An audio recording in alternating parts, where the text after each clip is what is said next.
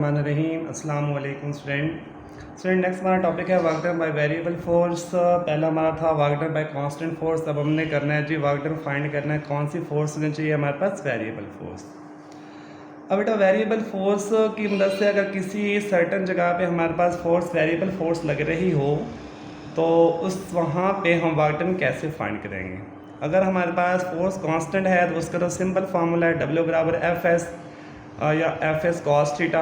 अगर बेटा वो जो वर्क डन का फार्मूला है W बराबर एफ डी या F S cos of theta वहाँ पे एप्लीकेबल है जहाँ पे आपकी फोर्स कांस्टेंट हो, और किसी ऐसी जगह पे फोर्स लगे या किसी ऐसी बॉडी पर फोर्स लग रही हो जो कि फोर्स बेटा हमारे पास कांस्टेंट ना हो और वहाँ पे हमें वर्क डन फाइंड करना पड़े, तो हम किस तरह से फाइंड करेंगे इस बात को हमने देखना है।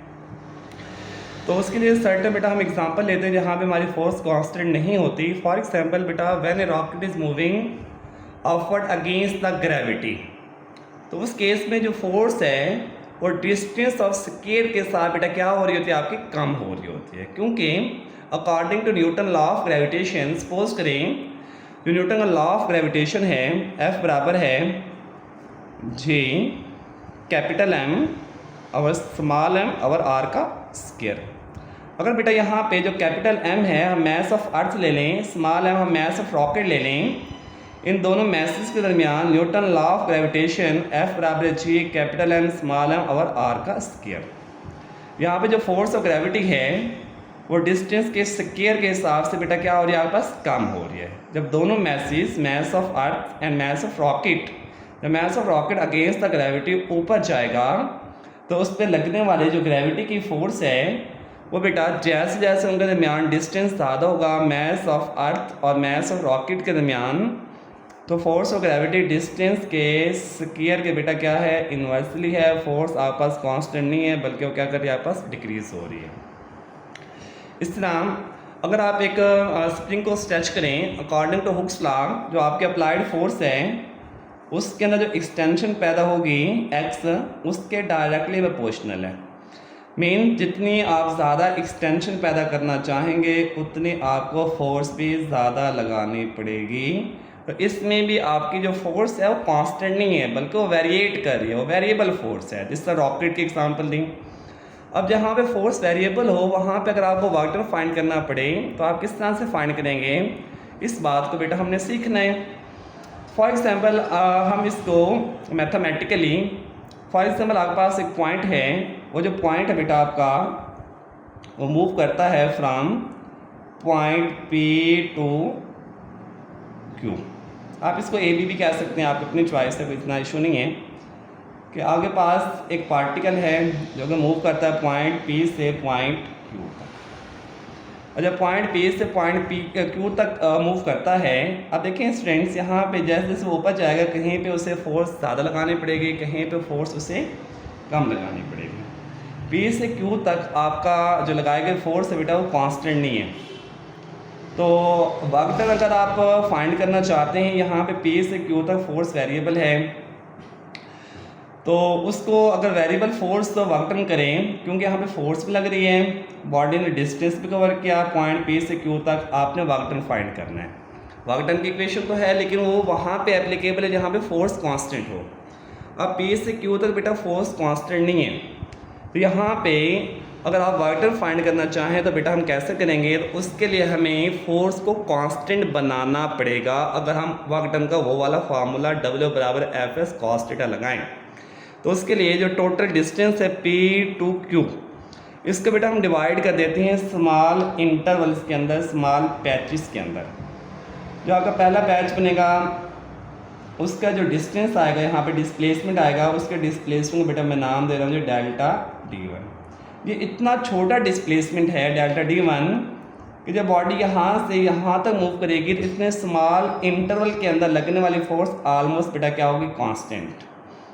जो आपका फर्स्ट इंटरवल है इसके ऊपर जो लगने वाली फोर्स है बेटा उसको आप नाम दे दें F1, और फोर्स और डिस्प्लेसमेंट में जो एंगल बनेगा उसको आप नाम दे दें बेटा θ1। इस तरह जो नेक्स्ट आपके पास इंटरवल बनेगा उसका जो डिस्प्लेसमेंट है उसको आप डेल्टा D2 का नाम दे दें, और उस पर जो लगने वाली फोर्स है बेटा उसको आप नाम दे दें F2 का।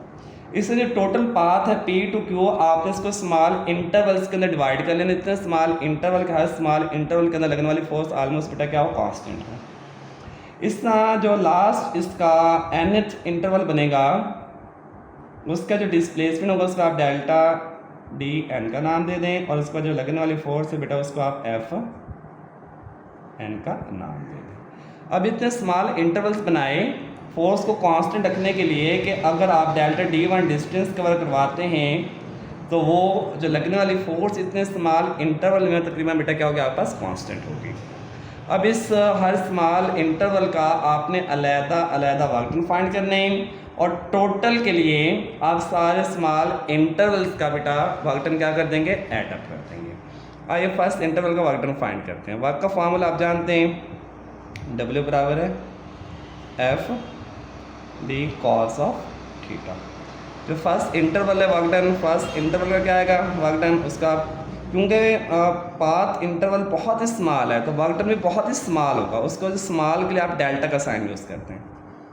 डेल्टा W1 बराबर है F1, लगने वाली फोर्स क्या फर्स्ट इंटरवल पे F1 है, डिस्प्लेसमेंट क्या है जी डेल्टा D1 है, एंगल क्या है जी कॉस थीटा 1 है। सेकंड का क्या है बेटा delta W2 F2 delta D2।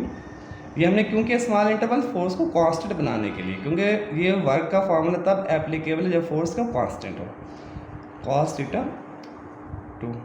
इस तरह लास्ट के लिए क्या बनेगा बेटा डेल्टा WN बराबर है FN delta DN cos theta N। हमने टोटल वर्क डन फाइंड करना है P से Q तक, तो टोटल के लिए सारे जो इंटरवल पैचेस आपने बनाए सबके वर्क डन को बेटा आप क्या कर देंगे, ऐड कर देंगे। Delta W1 plus delta W2, जो लास्ट होगा बेटा डेल्टा WN। तो W टोटल यहाँ से आ जाएगा, डेल्टा W1 क्या हमारे पास F1 डेल्टा D1, सॉरी अब इसको वेक्टर फॉर्म में आप नहीं लिखेंगे, एक करेक्शन कर लीजिएगा। जब बेटा आप इसकी मैग्नीट्यूड लिखेंगे तो यहाँ पे इसकी ये वेक्टर फॉर्म नहीं आएगी। जब भी एंगल आता है बेटा आप उससे सिंपल क्या लिख लें, मैग्नीट्यूड लिखनी है। ये जो टोटल है F1 डेल्टा D1, यहाँ में बेटा इसकी वेक्टर फॉर्म नहीं लिखनी है आपने। F1 delta D1 cos theta 1, F2 delta D2 cos theta 2। इस तरह स्टूडेंट्स लास्ट के लिए क्या आ जाएगा FN delta DN cos theta. तो W टोटल यहाँ से हमारे पास बेटा क्या आ जाएगा कि आपने हर स्मॉल इंटरवल का बेटा वर्क डन को क्या कर दिया, ऐड कर दिया। क्या मैथ हमें कोई आसानी मुहैया करती है बेटा, अगर हमारे पास नंबर ऑफ़ वैल्यूज़ ऐड हो रही हो 1 से लेके n तक, तो मैथ के एक सिंबल है क्या वैल्यूज़ को इकट्ठा करके लिख सकते हैं, और उस सिंबल को बेटा आप नाम देते हैं बेटा सिग्मा का। और सिग्मा की वैल्यू कहाँ से स्टार्ट हो रही है जी 1 से, आई की वैल्यू बेटा आप लें 1, जा कहाँ तक रहेगी ये n तक, आगे Fi delta DI cos theta I.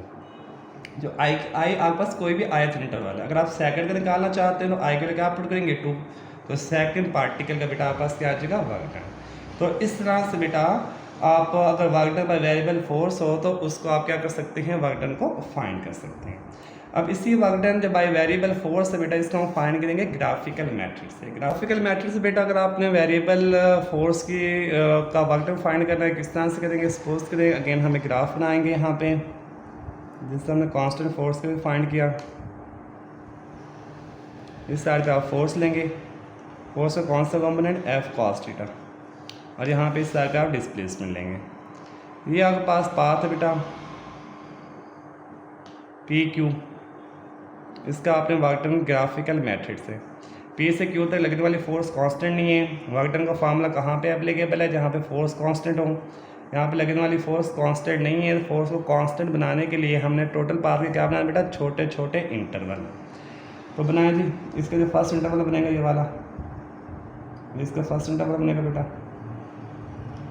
जो फर्स्ट इंटरवल है इसका जो डिस्प्लेसमेंट होगा वो डेल्टा D1, और इसको जो लगने वाली फोर्स होगी बेटा वो F1 कॉस थीटा 1।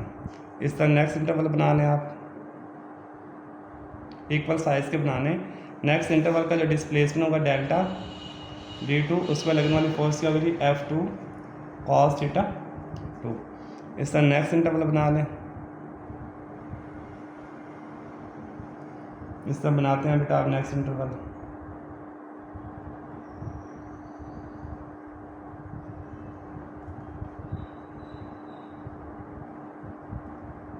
ये नेक्स्ट इंटरवल हम आपने बना लेने हैं।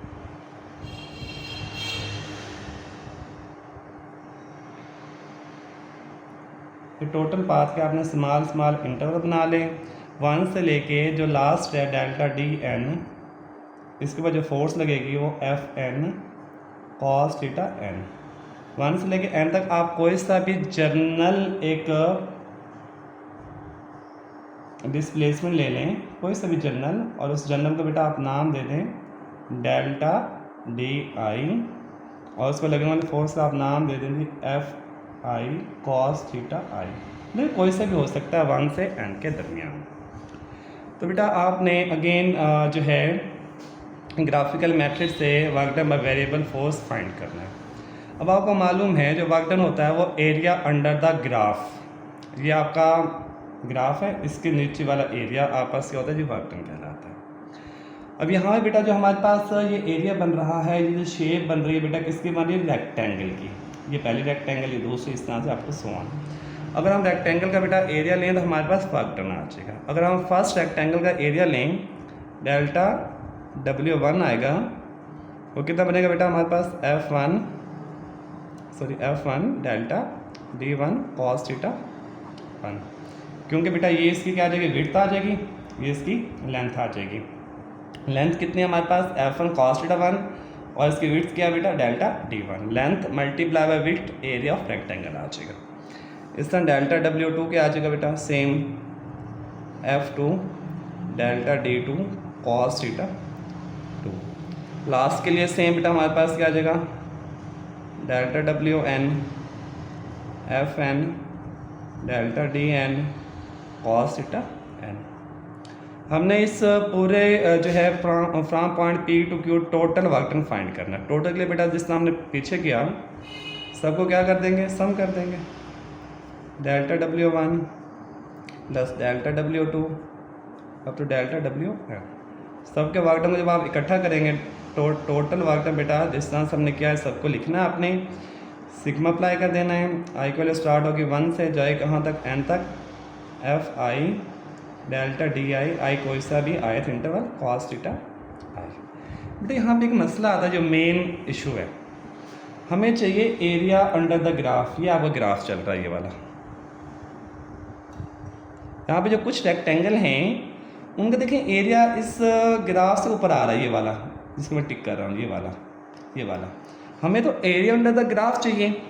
ये तो एरिया ऊपर वाला एरिया भी हम ले रहे हैं जिससे हमारे पास एग्जैक्ट वर्क डन नहीं आएगा, वर्क डन हमारा एक्यूरेट नहीं आएगा, क्योंकि हमें ग्राफ के नीचे वाला एरिया चाहिए। ये वाले देखें ऊपर आपको नज़र आ रहा है। तो उसके लिए बेटा हम अगर ग्राफ के नीचे वाला एरिया लेना चाहते हैं, उसके लिए हम क्या करेंगे, उसके लिए बेटा हमने जो डेल्टा डी है इस इंटरवल को मज़ीद छोटा कर देना। कितना छोटा कर देना है कि डेल्टा डी को बेटा हमने अप्रोच करवा देना किसको, ज़ीरो को।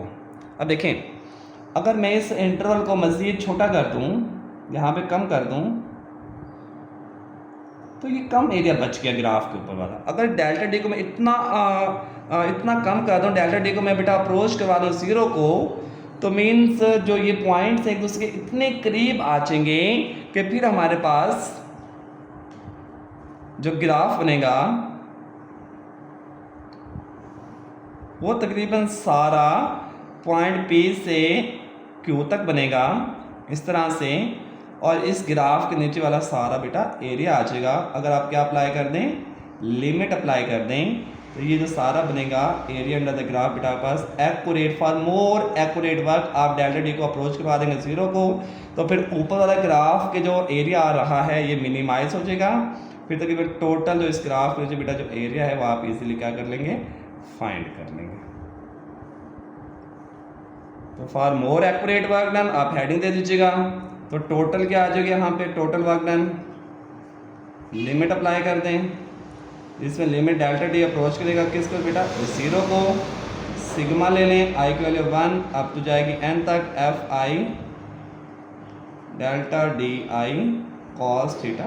हाँ ये बेटा total accurate work. Thank you, अल्लाह हाफिज़।